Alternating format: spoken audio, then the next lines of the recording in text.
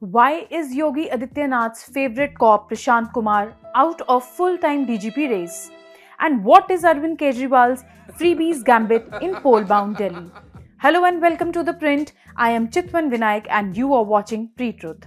To begin with Uttar Pradesh, let us talk about Yogi's favorite cop who seems to be out of full-time DGP race. Prashant Kumar, UP acting DGP, seems to be out of the race to take over as the state's top cop, sans acting in the title.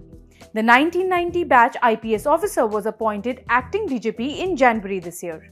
When the Yogi Adityanath-led BJP government formulated a new set of rules for the appointment of a full-time DGP on 5th of November, speculation was rife that Kumar nearly managed to drop acting from his current posting. But Kumar, it appears, is now out of the race since the UP government failed to initiate the process for him to be eligible for the job in time. Appointment rules state that only those IPS officers who have at least 6 months of service left can be considered for the post. And in Kumar's case, his retirement from the service is due in May 2025.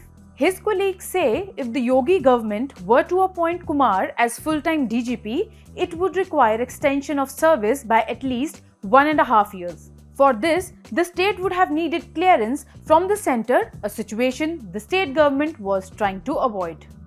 Now moving on next to the OBC MLA who has put UP BJP in a fix. Yogesh Verma, the BJP MLA from Uttar Pradesh Kheri, has put his party in a fix. Verma did not turn up for the first day of the winter session of the UP Legislative Assembly and instead released a statement, "Kis muh se jaun, nyay nahi mila." Verma, a prominent OBC face in Lakhimpur Kheri, had alleged in October that a BJP supporter, a Thakur, slapped him. The legislature did eventually turn up for the winter session at the request of a senior UP BJP functionary but told the reporters that he still seeks justice. Verma's demand is that the BJP supporter who allegedly slapped him be arrested or at the very least issue an apology to make up for insult caused to the Kurmi community to which the MLA belongs.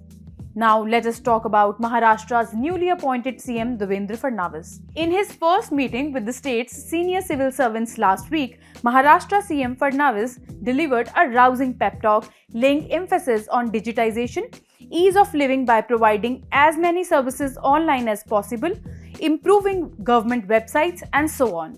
But he also set one thing straight, that he is very mindful of his government's image.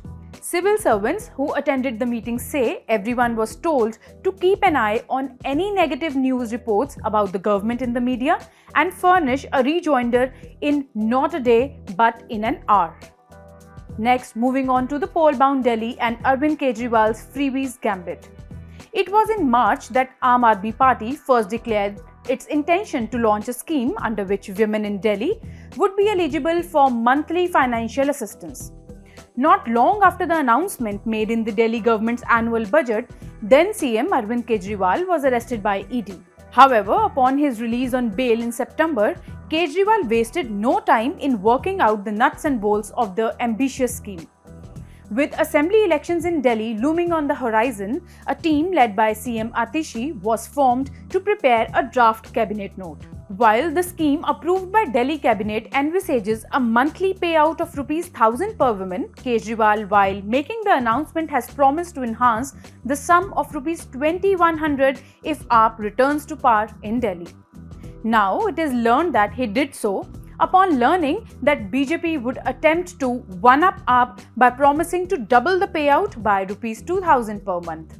In Maharashtra, the opposition MVA coalition had attempted something similar, but it did not cut ice with voters since by the time votes were cast, the ruling Mahayuti under Shiv Sena's Eknath Shinde as Chief Minister had already transferred money to beneficiaries. In Delhi, however, the ruling AAP is not in the position to do that.